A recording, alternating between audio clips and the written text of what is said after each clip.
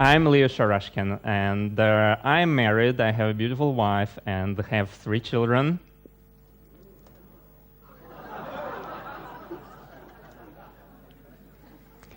And as you can tell from this picture, I have a doctoral degree in forestry, for real. And I'm also an accomplished gardener. Well, maybe not as accomplished as my daughter is. And I was born into a family of a Russian military engineer and spent my first 20 years in the suburbs of Moscow. But from the very early age, I exhibited this marvelous attachment to Mother Earth. And my mother, watching me growing up, noticed this connection with our garden that I had. And when I was old enough to read, some 10 years ago, she gave me a book to read. The book was called Anastasia by Vladimir Megre. And she told me, Leo, it's a recommended reading in our yoga class, and you must absolutely read it. It will change your life. She told me that at that time, the book was not yet available even through the regular bookstores. So she had to go to some obscure warehouse on the outskirts of Moscow to pick up this book. And she waited in a line of people who came to this warehouse to buy this specific book. And many people in the line were already there for the 3rd or the 4th time, and they were taking entire cartons of books with them to give to everybody they knew. This sounded like a terrific introduction, but when I actually looked at the cover of the book that my mother was giving to me, I thought, gosh, is this life-changing book? The cover featured an attractive blonde, Anastasia, which is a very common girl's name in today's Russia. And to make matters worse, the Russian spelling of the last name of the author, Megre, is exactly the same as the French Megre, the detective from the detective novels by George Simenon, very popular in Russia. So I'm looking at this cover with the author's pen name borrowed from a detective novel, with the blonde and with the girl's name for the title. And I think, well, something must be terribly wrong with me if my mother believes I'm into reading such literature. But I did not want to upset her, so I thanked her profusely, took the book, put it on my shelf, and forgot about it. Forgot completely for years. 3 years later, I was already in the United States working on my master's degree in natural resources conservation at Indiana University, Bloomington. And my wife had to go to Russia on a short visit. She's coming back to the United States, all beaming with delight, and tells me, Leo, your mother gave me a book to read. And it is so fascinating, you must absolutely read it. It will change your life. And she's taking out of the suitcase exactly the same copy my mother had given me 3 years earlier. Now it turned out there were 2 more books by the same author in the same series. The second one was called The Ringing Cedars of Russia, and the third one was The Space of Love. And it turned out I was required to read all 3. I looked at the cover of the second book, and it was worse than the first one. It featured an outstretched palm of a hand with a wedding ring and a Christian body cross on it. I have absolutely nothing against either wedding rings or body crosses, but I'm not into reading religious literature. And this book really was giving an impression of being something on Christian morals. Well, the third one was actually something I could relate to. It was beautiful with a woman and a child in nature. But I thought, gosh, I should have read the book 3 years ago. There was just one. But now that it was not my mother, but my wife who insisted on my reading this life-changing material, I really didn't have much choice. So I reluctantly started reading the first book, Anastasia, and as any of you who read the translation of these books in the English language can probably relate to, I couldn't put it down until I finished reading the third book, the only third book available at that time. And as promised by my mother and by my wife, Our lives have taken a very different course from that point onwards.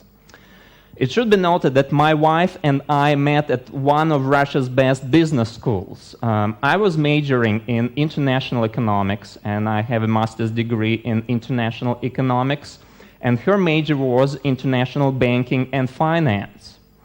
And look what these books have done to us.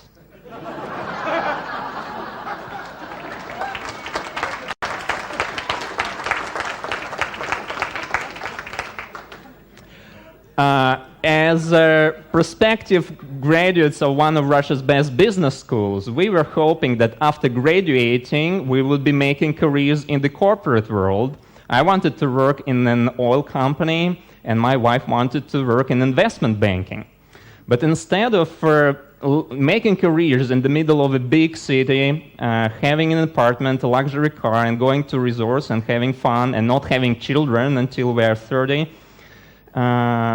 instead of that, we went and pitched a tent in the middle of an abandoned agricultural field 100 miles east of Moscow and built a log cabin with our own hands, with off-grid electricity, with with the heat coming from the nearest forest, and in a pretty harsh climate where around this time of year you usually have plenty of snow on the ground, and where just to stimulate yourself during the long winter nights, the only entertainment around is to go and swim in the nearest ice hole.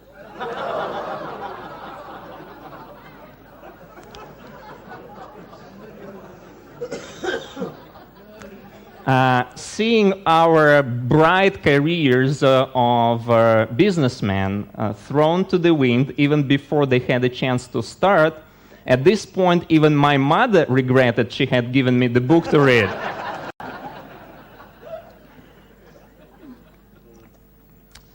But at that point you might wonder, okay, this might be some interesting books, but what messages could a possibly spiritual book from Russia have for us here in the United Kingdom or elsewhere in the English-speaking world? We all heard about the Tibet or the Buddhist tradition. We all know about the Native American or other indigenous peoples' traditions. We all know about the Celtic heritage of the British Isles, but we do not seem to remember or having heard anything about a special Russian tradition or special Russian Vedic civilization. So what is it all about? You know, the reason why we have not heard, and I'm not excluded, even in Russia we have not heard anything about Russian spiritual traditions, is because this has been wiped out of our memory and consciousness for the past 1,000 years. But fortunately, even the words we use today, they still preserve the notion that Russia has some very important messages to share with the rest of the world. Can you tell me what the actual meaning of the word Russia is? Thank you. I can hear sun. Of course, Ra is the ancient Indo-European root meaning the sun. There was even an Egyptian god of sun that was called Ra. So we know that Ra actually is the sun. And Seya, or Sia, the way we pronounce it in Russian, actually means to plant seeds.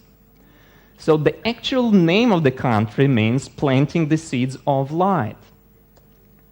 And many spiritual thinkers, many mystics, and other people felt that there would be some kind of important spiritual revolution coming from Russia eventually. Edgar Cayce was one of them, saying that out of Russia will come a new hope for the world. You know, when I read the Ringing Cedars series, it helped me rediscover the parts of the Russian tradition that I was not even aware they existed. I started noticing that the Russian language harbors such gems of meaning and wisdom, it's even unbelievable. The phrase in the Russian language, written in your genes, is actually thousands of years old. If my ancestors used the phrase, it's written in your genes, 1,000 years ago, well, what kind of other sacred knowledge and understanding of what human body and human spirit is harbored in this ancient tradition? And the books by Vladimir Megre helped me discover what this is. They tell a story of a Russian businessman who in 1994 and 95 undertook trading expeditions to very remote parts of Russian Siberia, to the wilderness, and he chartered a boat and was trading with local people. And according to his account, on one of these trading trips, he started hearing legends from the local elders about some special ringing cedar trees. The sacred trees that the local elders were saying had the power of reconnecting every human being with his or her true humanness, with the source. He initially dismissed this as just a local legend, but couldn't get off these special trees, ringing cedars, off his mind, and eventually discovered that the Siberian cedar trees that the elders were referring to actually had tremendous commercial potential. And this is what mattered a lot to Vladimir Megre at the time. So he wanted to go there and to find these special trees and see whether he could potentially cut them up in pieces and be selling this special wood and make profit on it. But on his next trip, he met a granddaughter of the elders named Anastasia, or Anastasia as we pronounced it in Russian. And after spending just 3 days with her there in the wilderness of Siberia, he could no longer concentrate on his business. He allowed his company to go bankrupt and went to Moscow to start writing books about the experiences there in the taiga. He was amazed to see that here he was, a successful businessman who had everything, money, possessions, you name it, he had it. But he was utterly unhappy. And there he could see people who lived there in the middle of wilderness without anything by our standards, but they were extremely happy and had the mental, psychic, spiritual abilities that are very hard to find in our civilized world. So he started asking himself the question, what is it that is missing in our civilized lifestyle? And he started writing a series of books, one after the other, that came to be known as the Ringing Cedars series. First, they were written in the Russian language, and by now they have sold, by word of mouth, more than 10 million copies in 20 languages. I was deeply transformed by these books, and I felt I wanted to make them available in the English language somehow. And I found out that in the year 2001, there was actually the translation of the first book, Anastasia, released in the English language. I got myself a copy of this book and realized just why it was not yet a bestseller in the West, because it was not English.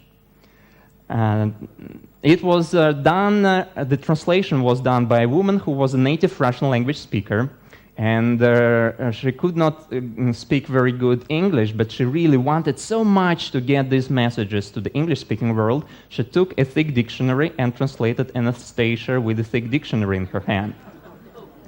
I wrote a letter to the author saying, "Dear Mr. Megre, you know, my life and I know the lives of millions of people in Russia and in other countries were touched and transformed by your books, and I sincerely believe that they deserve a much better fate and a much better translation."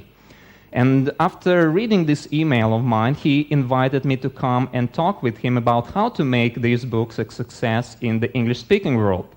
And you know, the original idea that I had is just to help him sell his translation rights for the English language to a big publishing house like Penguin or HarperCollins or another biggie.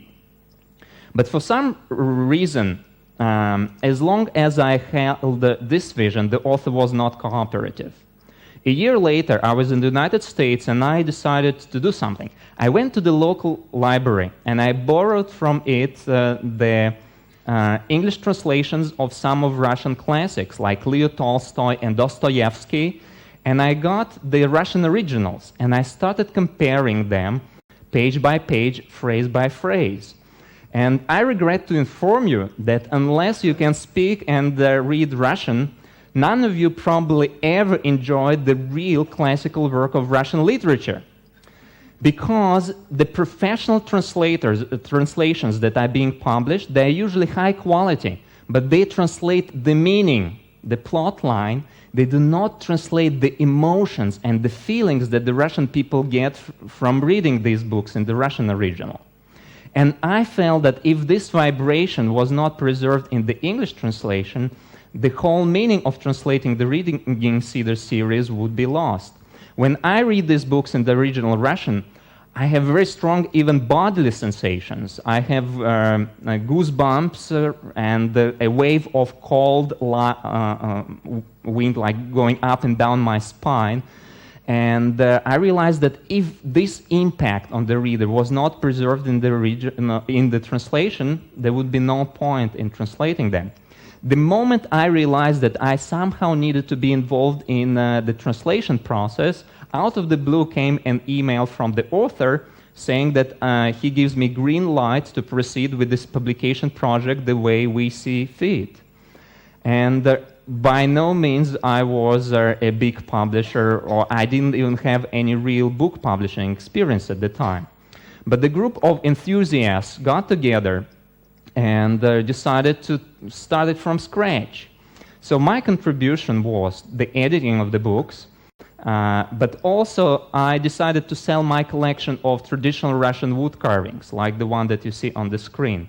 I do traditional Russian wood carvings with my hands, with no power tools, and carve the ancient Russian sacred symbols that my ancestors have been putting on their gingerbread molds for thousands of years. And the reason they were doing it is there was an understanding that if you eat a piece of bread and it does not just nurture your body, it also nourishes your spirit. So when you eat a piece of gingerbread with a sacred symbol on it, then the power of the symbol penetrates your body and strengthens your spirit from within. So I had a collection of these wood carvings, and I decided to sell them at a crafts fair in the United States. And this crafts fair was very successful, and I sold all the carvings that I had there in 2 days. Guess what was the name of the woman who bought the most expensive carving? Thank you. Of course, her name was Anastasia. And I had no way of knowing it there at the crafts show, but when I got home and was taking out cash and checks from my wallet, I saw her name on the check. And I thought, gosh, we're being taken good care of in this project. So I raised enough money to pay the advance to the best translator we could find to start translating the Ringing Cedars series, Book 1, Anastasia, from the Russian original into English. But the next day, something important happened that reminded me from that moment onwards just why I and other people in our team undertook this project. The Ringing Cedars books have some very strong prophetic qualities. You read in them things that did not exist at the time they were written, and then they came to pass for everybody to see. Here is one example related to the purpose of these books. Anastasia told Vladimir Megre, even before the first book was written, that if he started writing the books about his experiences with her, then the books would become bestsellers, and he, as a best-selling author, would become very rich and famous. He laughed at that because he had not written anything but business plans before that in his life. But amazing as it is, what she told him would happen actually came to pass. He is one of the best-selling spiritual writers in Russia today. But there was another thing that she told him. She told him, Vladimir, you will become an extremely well-known author, but you do not want you to be overwhelmed with the sense of pride and self-conceit, saying, here I am, this person who wrote these important books that transform people's lives. I'm so proud of myself. So she integrated into her first book a condition under which Vladimir Megre would be able to draw money from his royalty bank accounts. And this was, every time he comes to a bank to draw money from his bank's accounts, in front of everybody present, the bank managers need to administer him the alcohol test to make sure he had not drunk any alcohol for 3 days. And at that time, it was a very harsh condition for him to fulfill. And the other thing was that in front of everybody present, he needed to do deep knee bends, like that, right there in the bank. One deep knee bend for $250 that he wanted to withdraw. But there was something else that Anastasia said. She said, if you do not do these deep knee bends, and the banks still allow you to draw money from your bank accounts, then these banks will go bankrupt. This was published in the original Russian language in 1996. By 1998, Anastasia was one of the best-selling books in Russia. And Vladimir Megre was asked at the Readers' Conference, Mr. Megre, do you do deep knee bends in the banks when you draw your money? His answer was, no, I'm not into such nonsense. Guess what? In 1998, Russia saw the worst financial crisis in the recent history. The Russian ruble lost 90% of its value almost overnight, and many banks collapsed. The only reason why Sberbank, Russia's largest bank where Vladimir Megre actually has his royalty accounts, the only reason why it stayed afloat was because it was bailed out by the government. Now, it was back in 1998. At that time, the books were only available in the Russian language, and he only was receiving royalties from his Russian language publications, and the Russian financial system collapsed. Today, 10 years later, he is published in 20 languages, and he has, from what I have heard, bank accounts in different banks in different countries. And he still doesn't do any deep knee bends. So guess who is to blame for the world financial meltdown?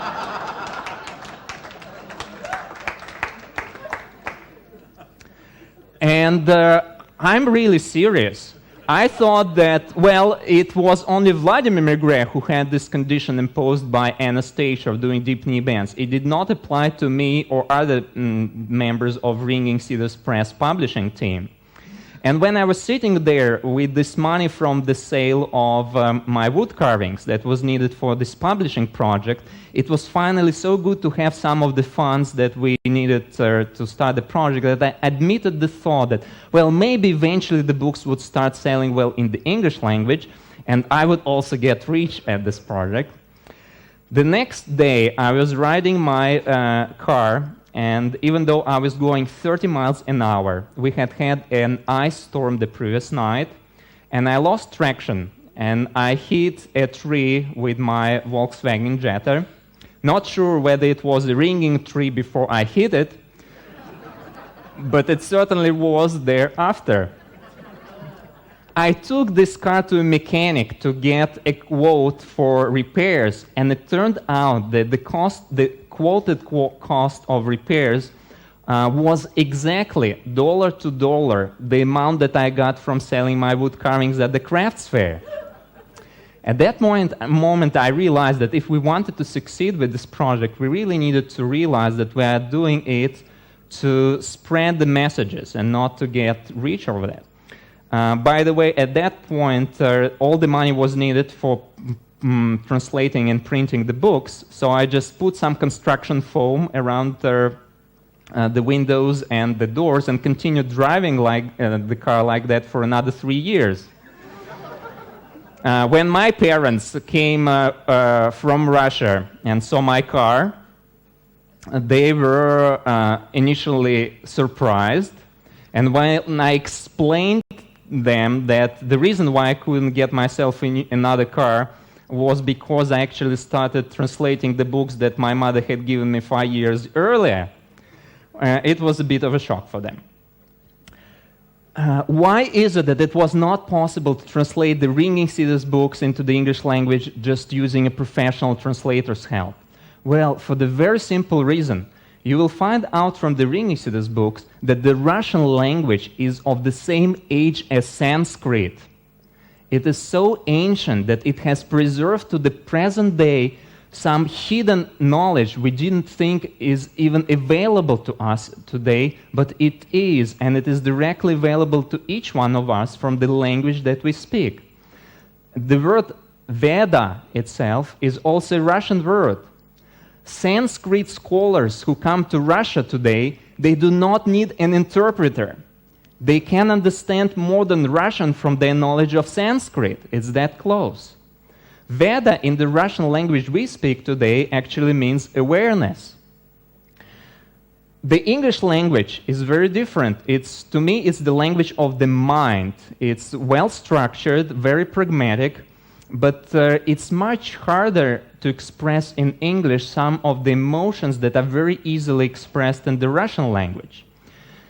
The consequence is that you could not possibly be translating just the words or even meanings of words. You should be translating the experience that the person gets from reading these words.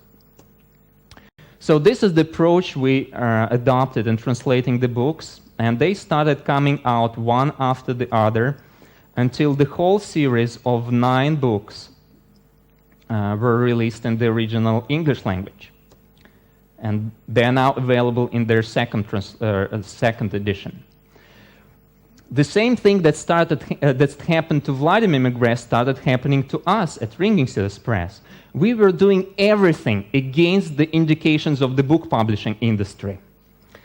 When I took the first copy of Anastasia to a local bookstore in Columbia, Missouri, and asked them whether they wanted to carry the book, the owner of the bookstore asked me, well, what's your marketing and advertisement budget? I said, 0. He said, well, come here, I will show you something. And this was an alternative metaphysical bookstore with Indian incense and books on Buddhism and meditation, etc. And it was run as a non-profit organization at that. When you enter this small bookstore, there is this large slogan reading, "Down with corporations." The owner of the bookstore invited me to come over to his computer, and he showed me the database that he was using to order spiritual books. And the books were sorted there not by the title, by the author, by anything. They were sorted only by one thing, the marketing and advertisement budget attached to this title by the publishing company. So he says, I have space only for 5,000 titles in my bookstore, and there are 500,000 spiritual titles in print. Do you know how I choose them? I just take the top 5,000, and these are the books that I carry in my store. So if you have a 0 marketing budget, then you will be at the very bottom of the list, and no bookstore will ever even hear about your books. And I said, but well, can you take it on consignment and give it a try? And this owner of the bookstore told me, well, can I rather order them through a corporate book distributor? So this is how we started. The other thing that we were doing wrong was the book industry knows that if you have a series of books, under no circumstances should you be releasing more than 1 title a year, because the anticipation of the next installment in the series actually creates more excitement and sells more books than the actual availability of the book. And this is why Harry Potter, for example, was being released on schedule, 1 book a year. We were translating as fast as we could, 3 books a year until the whole series was completed. And you have proven that the executives from the book industry do not understand that really, even today, books can be promoted and distributed primarily by word of mouth, with no advertisement other than a few reviews in the Nexus magazine. We have now sold close to 500,000 copies. And even though we are not yet in the millions, it's pretty good for a not self-published, but a small independent publisher. Duncan Rhodes, the editor of Nexus magazine, went as far as to say that if you read just 1 book in your life, you should read Anastasia. And he reviewed the books after one of the readers of Nexus wrote him a letter to the editor saying, Duncan, I've been reading Nexus from day one for 20 years now. I have all the issues of Nexus. I bought almost all the books that you sell through Nexus. I have a library of 30,000 books. But I recently read a series of books originally written in the Russian language that made me feel like throwing away all my library, including all the Nexus magazines. And the series was the Ringing Cedars series. So Duncan was so intrigued, he published this letter to the editor and then published the review of the series. But one of the reasons why it took me 3 years to even open the book was the title of the series, Ringing Cedars. Well, I'm a professional forester, and do cedars or other trees really ring? Well, they do.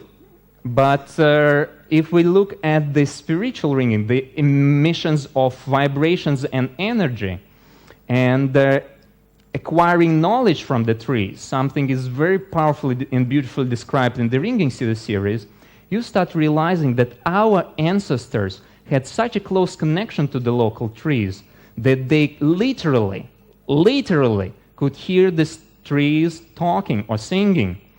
The stories about talking trees can be found in all cultures throughout the world, from Ireland to India, from Siberia to Native America. Everywhere. Is it some kind of ancient superstition? No. Even the language we speak today shows that our ancestors could really get their wisdom and knowledge directly from the trees rather than from human authorities. Can you please tell me what the original meaning of the word book is in the English language? Thank you. The original meaning is the beech tree. 8 centuries ago, the two words were even spelled identically. And in the Russian language and German language, the word pronounced as book to the present day means the beech tree. Why is it? In the dictionaries, they will tell you, well, because the ancient books in Northern Europe were carved on the tablets and boards of beech wood. This is how they came to be known as books. But I'm sorry, in Russia, they were not carved on beech wood at all. And the notion of a book as a source of knowledge is much older than the most ancient tablets that we can find in Northern Europe. I think that the real meaning behind this association between the tree and the book is because they were literally reading books, trees, as we read books today. Even when you look at the year rings of the tree, this reminds me of a DVD-ROM or CD-ROM. There is so much information ingrained even in the physical body of the tree that to me, as a forester, the notion of being able to tap into the information field of the tree does not seem extraordinary any longer. But when I wanted to verify whether the messages in the Ringing Cedars series could have any confirmation in history, is it really true that we used to have this amazing Vedic civilization on what is now both Russian and North European territory, including the British Islands? Did we really have this unified civilization? Well, we all know about the ancient history of Egypt and China and Native America. In the Russian history textbooks that they use in school to educate Russian children about history, there is no section on the ancient history of Russia. Russian history starts 1,000 years ago with the arrival of Christianity and the princes from Scandinavia. There was nothing before that. It turned out that I did not have to go to expeditions or to participate in archaeological excavations, because the most direct knowledge of what our ancestors believed in and what lifestyle they had 1,000 years ago can be obtained from the language that they were using and which they passed on to us to the present day. In the Russian language, the word "неделя," work week, actually means doing nothing. Wow, I want to be part of a civilization like that. But what was work for them, for my ancestors? Well, Ra, we already know what it is. It's the sun. And Bota, in the Slavic languages, to the present day means talk. Talking with the sun. This was what was seen by our ancestors is the primary purpose of life.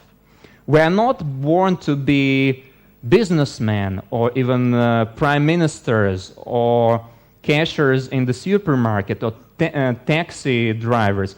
This is not our primary function. We are all born to establish this direct link from our heart to the source of all life, the sun. The Russian word for friend, drug, actually means two things at the same time, the friend and any other person. They even were not making a distinction between a friend and any other person. It was not even part of their language. The word mir in Russian language means two things at the same time, world, the whole world, and peace. There was not even a notion that world could not be at peace. It was one and the same term. The English language is not excluded. If you look at the words that we use today, the United Kingdom, well, what is kingdom really? What is the original meaning of this word? What is a king? If you look up in the dictionary, you will see that the original meaning of the word king was the elder of the kin, the elder in a family. So it was not some kind of authority separate from the family or from the community. It was just the eldest member of the family, king. And dom, to the present language, signifies home and can be found in such words as domestic. So kingdom is really the home of the elder of the family, or the family homestead, as we would say today. What is the original meaning of the word God? If you look up the meaning of the Indo-European roots, you will see that in these languages, the original meaning of the word God was, and in the Russian language it still is, a year. A year, this was it. Our ancestors were not looking for spiritual fulfillment, a divinity, outside of their everyday life experiences.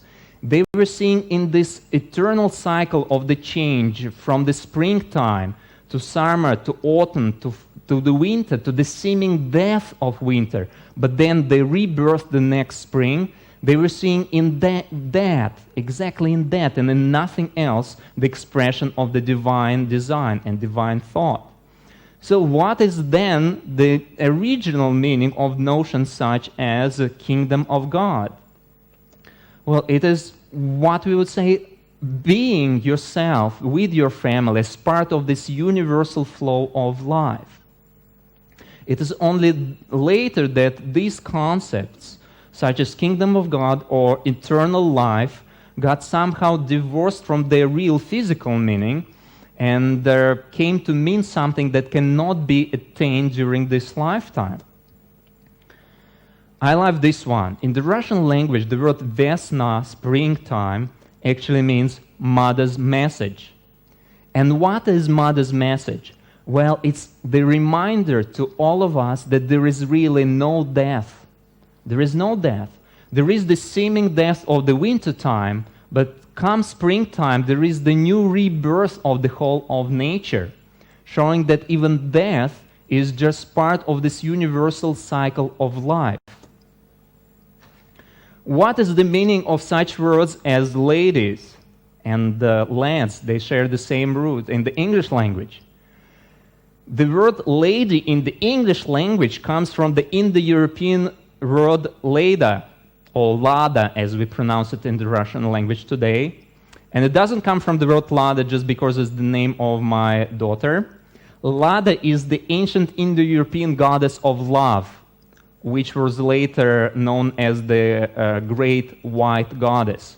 So the word itself, lady, originally meant each woman as an expression of universal force of love here on the material plane on this planet. So each woman was seen as an expression of this power of love. And this knowledge has been passed on to us, to the present generation, if only we are careful enough to rediscover it in the words and the language we speak. What is the meaning of the word man? In the European languages, in Germanic languages, in English, the original meaning of the word man is mind. It was even spelled the same way in English. In the Russian language, chelovek literally means eternal mind. But when you look further at what the words chela and vek mean originally in the Russian tongue, you see that it actually means the whole branch. Seeing yourself not as a body separate from the rest of the world, but seeing yourself as a branch on this universal tree of life. This is how our ancestors saw themselves. So they were not afraid of death because there was no death. They were seeing themselves as part of the bigger whole that never dies. And Anastasia, which in Greek and Sanskrit and Russian means actually resurrection, was at the very foundation of the meaning of life. That we are all here as part of this never-ending flow of life. Anastasia was given different names in different cultures. In Greece, she was known as Persephone, but she had exactly the same attributes as Anastasia described in Vladimir Megre's books. I started wondering, how come if our ancestors had all this knowledge and wisdom and this beautiful lifestyle, how come we have lost it to the point that we don't even understand the real meanings of the words that still make part of our language? 1,000 years ago, Russia was one of the last countries in Europe that still had no concept of government. 1,000 years ago, and this is just 40 generations ago, this huge part of Eurasia had no concept of government. It was completely self-governed. So how possibly could we have lost it in such a brief space of time, 40 generations, and lost it so completely we don't even remember it? It turned out that when the Scandinavian princes arrived to Russia and tried to institute the government and impose taxes in this land that had no known taxes or government ever before, the first thing that was required is to control the food sources of the local population. Today we take food for granted just because it is so easy to obtain, but can we really take it for granted if even from the biblical time there was an understanding that food can be manipulated to manipulate people? Regardless of whether Joseph's story in the Old Testament about his manipulation with corn and grain in ancient Egypt actually is historically true or not, it shows that already 4,000 years ago there was an understanding that food is a weapon. And to control the country, it was required to control the food, to feed the fighters, but also to make sure that the local population cannot survive on their own. The notion that food is one of the most powerful means of controlling humankind survives to the present day. These are the posters that were published by the US and the British government during World War II. They say that, well, what really wins the war is not really the actual fighting by the army. What wins the war is the resources of wheat and other grains. And this is very well understood 1,000 years ago. The Ringing Cedars series says that, the names of rulers change, the colors of the flags that the rulers use change over time, but the substance of history has not changed over the last thousands of years, and this is the exploitation of nature in man. Something very tragic happened in the Russian territory when taxes started being imposed. We have the archaeological evidence that there were settlements on what is now Russian territory as far back as 30,000 years ago. But until 1,000 years ago, there was no agriculture. So why is it that people lived there peacefully for almost 30,000 years without any need for agriculture? Well, because they were taking from nature only what was needed for their subsistence. And when they were forced to take from nature more for trade or to pay taxes, then the whole ecosystem collapsed within a space of decades and centuries, to the point that agriculture started to be needed to feed the population. This is a poster from the Russian Bolshevik Revolution 100 years ago. It shows a receding convoy with grain confiscated from this Ukrainian family. But the caption under the poster says, if you surrender your grain voluntarily, then you do two smart things all at once. You preserve your life and your freedom. You know, people were never left with the choice whether they really want to pay tribute to the kings or the princes. It was made understood that if you do not surrender the surplus of your grain, then you will either lose your freedom or your life, or both. Even more tragically, Russia has seen centuries of complete serfdom. The whole population was turned into slaves, and they were deprived not only of their material possessions, but also of their private and sacred family space. Women could be taken away, either girls from their families, or even married women could be taken away from their families to satisfy the inclinations of the landlord. And this persisted until the middle of the 19th century. The oppression was so harsh that entire villages were abandoning their homes and running away to the extreme north of Russia or to Siberia to survive. While at the same time, hundreds of temples were being built of white stone with literally gold-clad domes. In my research, I was amazed to discover that all this harsh oppression and this effort to destroy people's self-sufficiency in order to control them and their country was not just so atrocious. It was conscious. It was done consciously. I came across a book that was written by the Nobel Prize winner Albert Schweitzer, and that was published in London in 1932. 1932, in which Schweitzer explains how Africa and African countries could and should be transformed from independent entities into the slave force for the big empire. He was writing in 1932 that in return for very little work, nature supplies the native with nearly everything that he requires for his support in his village. The Negro then is a free man. There is therefore a serious conflict between the needs of trade and the fact that the child of nature is a free man. The wealth of the country cannot be exploited because the native has so slight an interest in the process. How train him to work? How compel him? Create in him as many needs as possible. Let the state impose on him involuntary needs in the shape of taxes. Let the trader encourage in him voluntary needs by offering him wares of all sorts. Taxes and new needs make him anxious for money and enjoyment, but not reliable or conscientious. The child of nature becomes a steady worker only so far as he ceases to be free. And this can be brought about in several ways.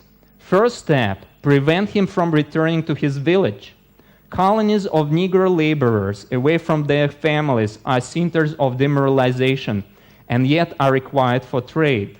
Colonization demands that as much of the population as possible should be made available for utilizing to the utmost the natural wealth of the country.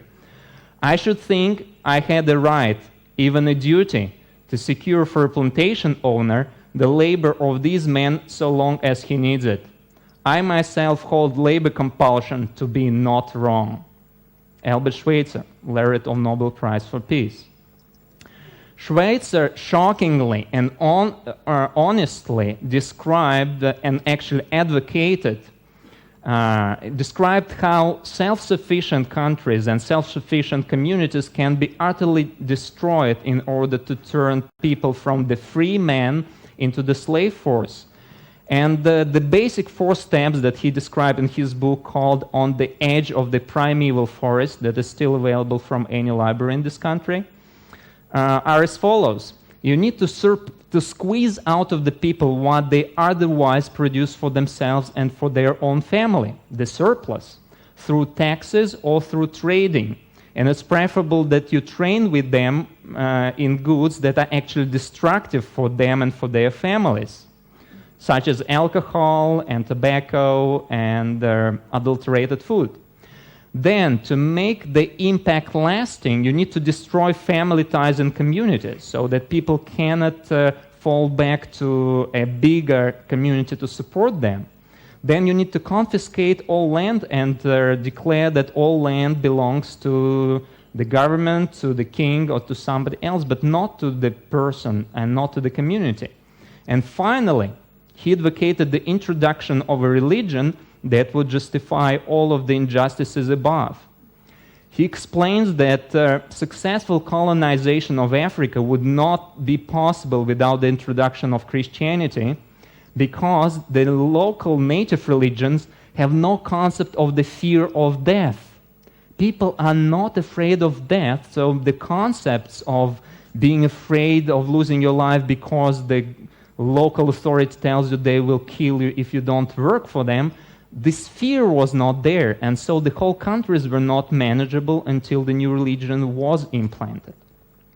The same was done 1,000 years earlier in Russia.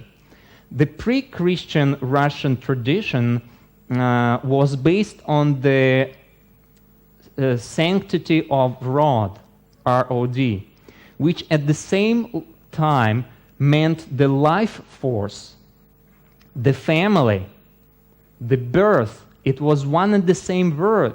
There was no distinction being made between the source of all life, which we all today call God, and between your family line.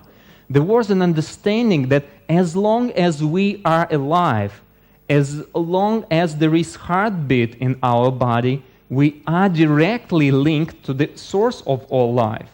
Otherwise, we would die on the spot. So there is no and there cannot be any intermediary between us and the source of life within us. For this reason, the ancient Russian tradition did not recognize any hierarchies and saw everybody as directly linked to the source of life. In trying to destroy this culture and implant a new religion, Christianity in Russia proceeded by building Christian churches on the traditional pagan sites, such as this one at the high bank of a river. At the same time, a tragic thing happens that was the killing of the wise men that you read about in the Cedars books. There were no formal teachers at that time, but there were the wise men, the volks. They were at the same time the community leaders, community teachers that were traveling from one settlement to the next, teaching both the children and the adults alike. They were the herbalists and herbal healers of their time. And because they were seen as a competition to the new authority, they were subjected to a massive extermination. Everybody knows and heard about the Catholic Inquisition and the atrocities of it in both Europe and Latin America, but few people realized that in Russia there was also a very efficient Inquisition, the Russian Orthodox Inquisition, that was wiping out this ancient memory of the tradition of the Russian tradition.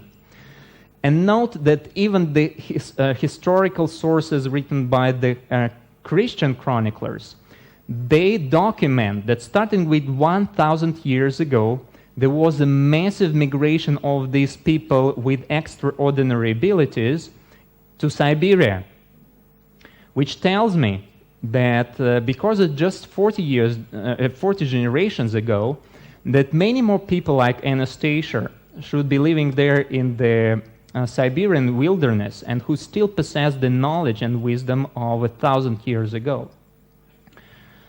3 centuries after the new authority arrived to Russia, Anastasia was still central to the folk beliefs. And there are even these ancient sources that still talk and use the term Anastasia as being the foundation of the traditional Russian spirituality. This understanding that there is no death, that we are part of this universal flow and cycle of life. Because the attempts to fully eradicate this knowledge were not totally sufficient and efficient, Russian Christianity started absorbing many of the symbols of the pre-Christian pagan tradition into the Christian symbology. This is a 12th century temple in the city of Vladimir, Russia, all covered in pagan symbols of fertility. Today, 1,000 years later, these ideas were brought back into our consciousness with the help of a series of books written by Vladimir Megre. And they resonated so strongly, both with Russians and now with people all over the world, the books being available globally. To the present day, Russians build their log cabins the same way as they were built 1,000 years ago, using the same sacred ancient symbology that was not decorative. I was amazed to discover that in the old times, what we call ornaments today, or decorations, they were not ornamental in purpose. They were to symbolize the attunement of the family to the universal cycles of life. Here you can see three suns, the sunrise, noon, and sunset, and the symbol of fertility, the sprouting seed in the center of the board. Symbolizing the fertility of the family as part of the universal cycle of fertility in Mother Nature. By the way, putting these symbols on your home really does work. We had 3 children in my family since then, and I want to have more. Russians still practice the pagan holidays, and this picture was taken in the city of Moscow a couple of years ago. They burned the straw figure of winter at the end of winter to symbolize the dominion of light and fire and sun over the death of winter. They still dance the circle dances, symbolizing the movement of the sun around the earth, or earth around the sun, around the fire on the summer solstice day, St. John's Day, and still preserve the lot and ways of their traditional costume and traditional Russian wood carvings that are all filled with what would be called today sacred geometry, the symbols that have very powerful influence on our psyche. As importantly, they have preserved this traditional lifestyle of independence no matter what. This picture was taken from the same spot as the picture of these temples. You turn the camera 90 degrees to your left, and people in the downtown of Vladimir still have the same kind of lifestyle as their ancestors had 1,000 years ago, with their kitchen gardens and their log-built cabins. The Ringing Cedars series brought to my attention the fact that the 3 most important things to save the world is to grow your own food, to raise your own children, and to purify your thought. Well, it sounded simplistic to me then, but I actually made my doctoral research on the economic, social, and spiritual significance of the Russian family gardens, and what I discovered is that on these very small plots of land, on average probably the size of this room, the Russian gardeners grow collectively more food than the total of commercial agriculture put together. At the same time, all the land that is required for these small gardens represent less than 7% of Russia's total agricultural land.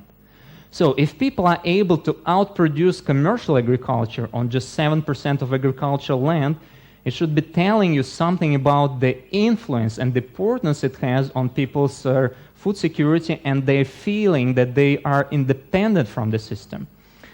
The Russian gardeners actually represent, even in economic terms, one of the largest industries in Russia.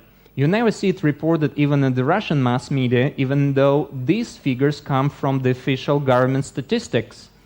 So you can see on this chart that food gardening makes a larger contribution to Russia's GDP, gross domestic product, than any of such industries as steel, pulp and paper, electric power generation, forestry, oil refining, natural gas, textiles, coal. They do not compare with the contribution that gardeners make on their free time working their garden.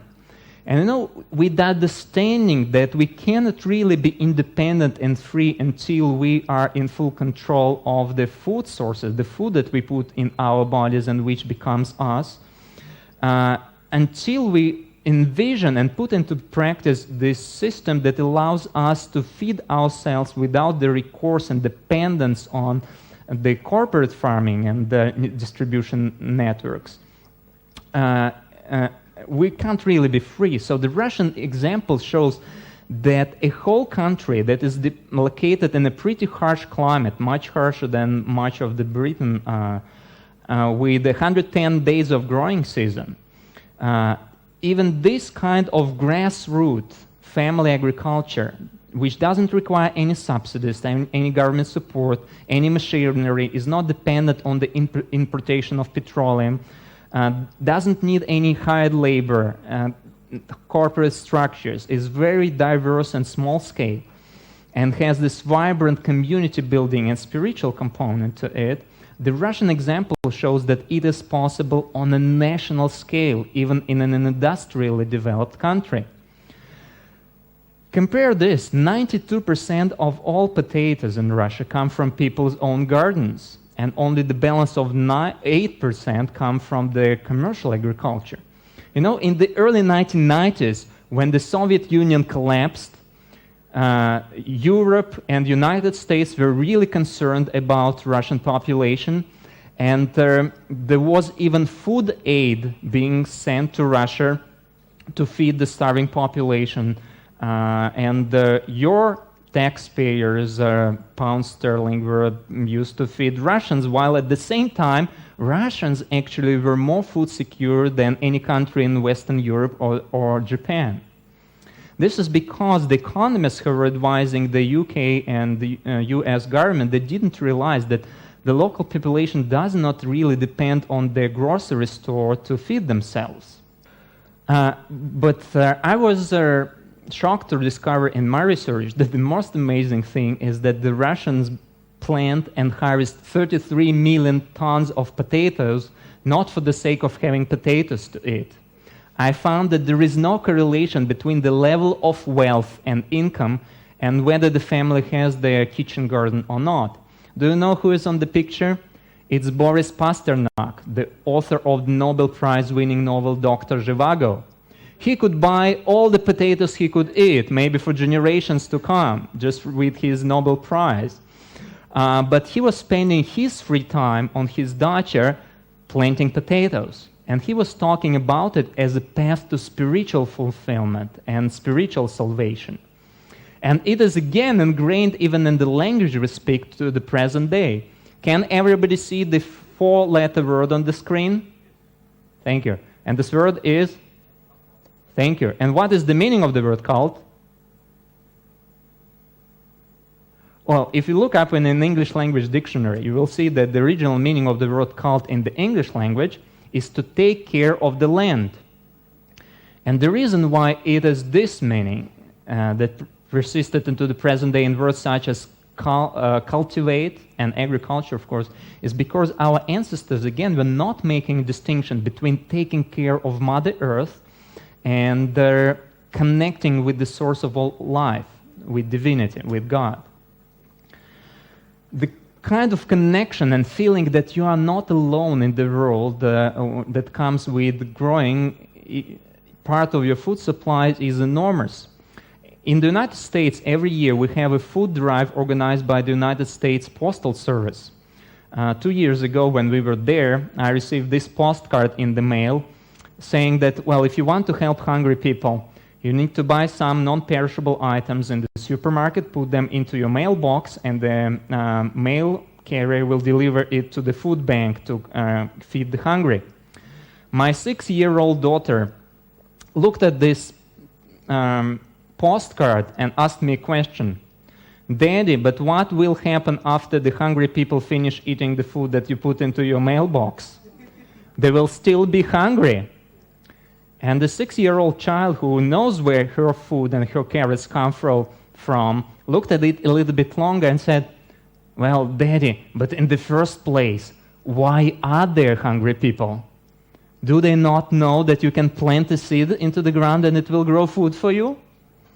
And then she told me, Daddy, whenever you go to conferences to talk to people, you should tell them not to put canned food into their mailboxes for the hungry, because the hungry people will eat it all and they will still be hungry, but the next year you would have to put in drugs and medicines to try to cure these people of the diseases that they will get from eating canned food.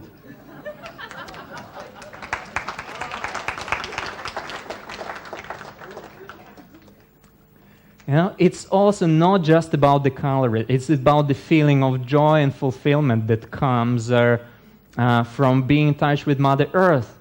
And it's also the source of all sharing. We cannot really be sharing from the heart if we are not completely self-sufficient ourselves. And the Russians know that real self-sufficiency can only come from your being self-sufficient in your food supply. The Russian word for joy actually means to share your light. Compare it with the concept of having fun in the English language. The Russian word for garden, dacha, actually is based on the Russian verb to give. By comparison, the English language word farm is based on the old verb to take. You know, we are talking about two different perceptions of the world and two different mindsets and two different civilizations. In Russia, there is still a tradition of giving your surplus to others who may need it for free rather than selling it. I was returning to my homestead from town, and I saw there was a neighbor walking on the side of the road with two very heavy bags. And I decided to give her a ride, and she lived 2 miles away from our place. I took her to her doorstep, and she asked me whether I would like to have some apples. And I knew that this woman had her own beautiful apple garden with heirloom apples that are unsprayed, organic. So I said, well, I have very good consumers of apples and apple juice back at home, a child and a pregnant wife, so I would be ready to take some apples. She invited me to step into her rural home, into the room where she stored her apples, and she took out a large 50-kilogram empty nylon bag, and she started loading it with apples bucket by bucket. After the third bucket, I started protesting, saying, well, no, enough. But she was not even able to understand what I was concerned about. She said, well, you are not going to carry it on your back. You have your car. Just put it into the trunk and the car will carry these apples for you. So she continued loading the bag until it was filled to the brim, like 50 kilograms of apples, just for my giving her a ride 2 miles out of my way. And I felt so uncomfortable there, receiving such a generous gift in exchange for a very minor service, that I offered her some money in return. She was so offended. She almost screamed at me, no, it's not for the money, it's for you and for your family. So take these apples to a pregnant wife and to your children. You know, there is still this understanding that being connected to Mother Earth is also being connected to the source of all wealth that really matters in life. When in America we had the field day at the University of Missouri and children could come to the research farm and see where their food is coming from, there was an exhibit, a manual corn grinder. You could put some corn on top and turn the handle, and the cornmeal was coming from the bottom. It was to educate the children where the food is coming from. And there was one boy who enjoyed playing the corn grinder so much, he ground himself like 2 liters of cornmeal. And the person in charge of the exhibit said, well, great job. Now what can you do with all this cornmeal? The 8-year-old American boy answered, you can sell it. It was not cornbread, nothing. The response of a child in America was, you can sell this cornmeal because farming is the same kind of industry as any other industry. And also there is an understanding that when you have your garden, your family space, it creates very strong bonding in the family as well. The Russian word for family, semya, is actually the same as the word for seed. So each family is a seed. And unless you plant a seed, well, what motivation would your children have to come back to visit their parents?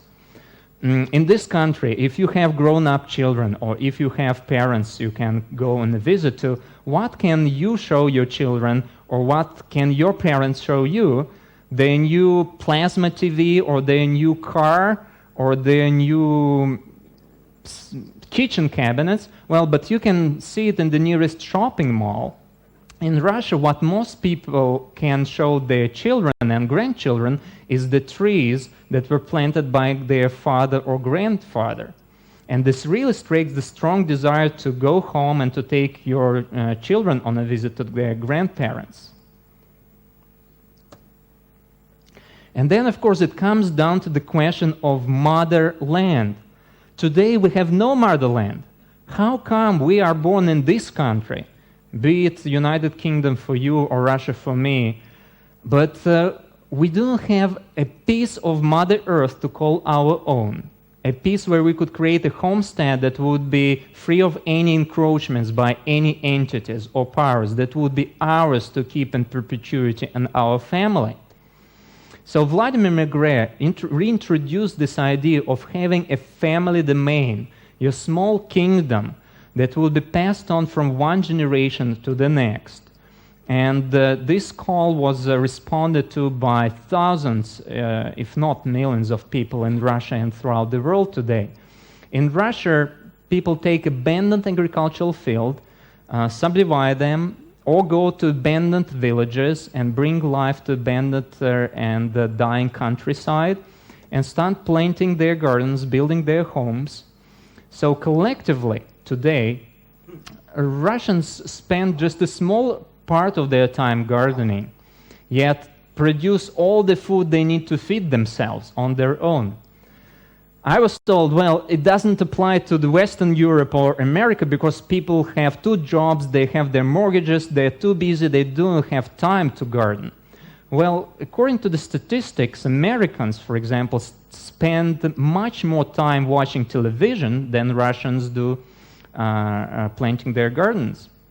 Well, another objections I had was it's not relevant to America or Europe because here there is no free land. Well, Russians spend a small portion of the land that is used, for example, in America for ornamental lawns and produce more than 50% of our country's total agricultural output. In the USA, the lawns produce nothing but a multi-billion-dollar lawn care industry. And, you know, I feel that the current economic crisis really contributed to many people's awareness of what really matters in life.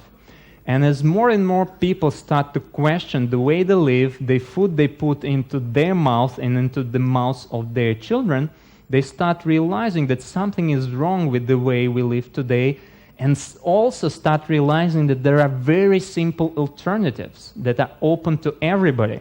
This is a community garden in downtown Minneapolis. And this is a family I met in Japan. They are professional dancers, but on their free time, they now plant their own garden. Not everybody is excited about these developments as I am. A year ago, in Canada's largest newspaper, second largest newspaper, the Globe and Mail, there was a front page article about a disturbing and dangerous movement called the Anastasia movement that is now gaining momentum in Russia. And the danger of this movement is as follows. The people who were successful businessmen and successful professionals in the city all of a sudden lose their mind after reading a series of books and go to the countryside to start planting their gardens and to build their mortgage-free homes from the local timber with their own hands. Not only that, they do not recognize modern medicine and do not give their children vaccinations, and deprive their children of educational opportunities. Look at the selfish people who go to the countryside. They themselves received all the benefits of modern educations in the city, but now they try to educate their children in their own community schools throughout the country. How dangerous is this? And the article was called "The Bewitching Lure of Homegrown Cults." I wrote a letter to the editor because it was clear that whoever was writing was not even familiar with the material that they were writing about. Never received any response. But to me, it actually shows that we are on the right track. I would be concerned if there was not such a reaction coming from the mainstream media. And now that these books are out and continue spreading all over the world, and now that so many people are getting similar inspiration from other sources and start reclaiming our birthright of being a free man with a capital M, a free human being staying firmly on your own land and not owing anything to anybody, as many more people realize that, yes, this is the only thing that can really bring fulfillment and the sense of belonging and joy, I feel it's already too late to change anything. More and more people will be attracted to these ideas, and I see new gardens being planted each year all over the world. I went to Japan, and even though these books are not available there, people were recognizing the same ideas of creating your family space and holding on to it and passing it on from one generation to the next as something that is very important in their culture as well. And there were people who were weeping in the audience just because they were realizing that, well, they had spent their life in the corporate world, but this has not brought them this feeling of fulfillment that can be so easily obtained through an authentic, simpler lifestyle. So I sincerely feel that we have now this turning point when humanity has seen all the benefits, and I seriously speak about both the benefits and the shortcomings of the civilized world of living, and we have something to compare it with. We can compare the two options we have in our life. We don't have to abandon one to start living another one. I have been receiving emails with pictures of somebody who created their space of love in an apartment in Brooklyn, New York. It's a small jungle, you can't find your way through, it's so beautiful, so you don't have to go straight away enjoying one of the villages. Planting a small seed on a small pot on your windowsill may be a first step. But as I see it happening all over the world now, I really feel it's as though this Anastasia is now returning. Our conscious remembrance of who we really are is coming back to us. And it is going to transform the earth as we know it and return to it the blossoming on the spring and the coming flowers and the singing of birds in its wake. Can you hear her walking?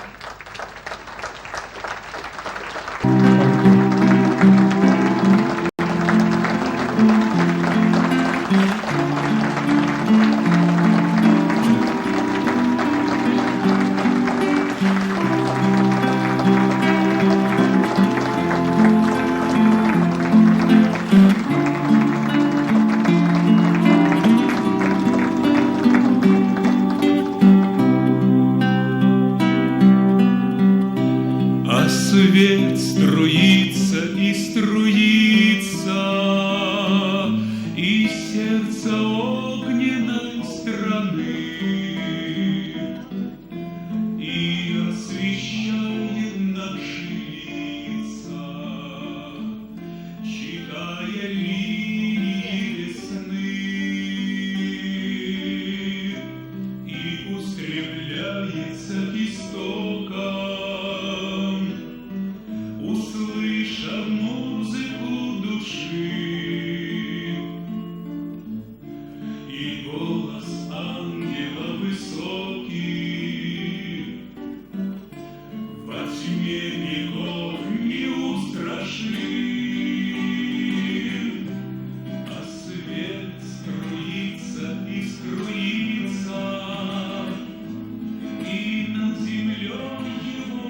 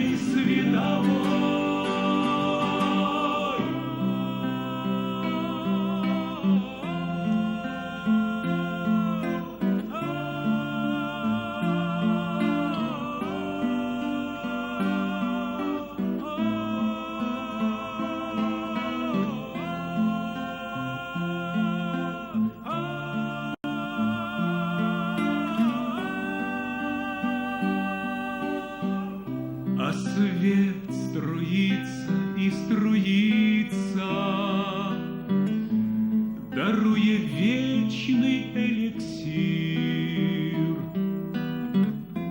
И наши души, будто птицы,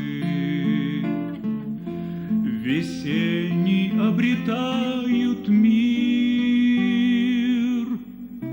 а свет струится и струится,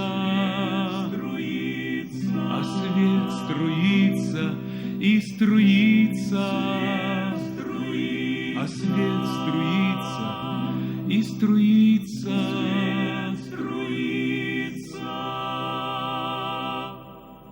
свет струится.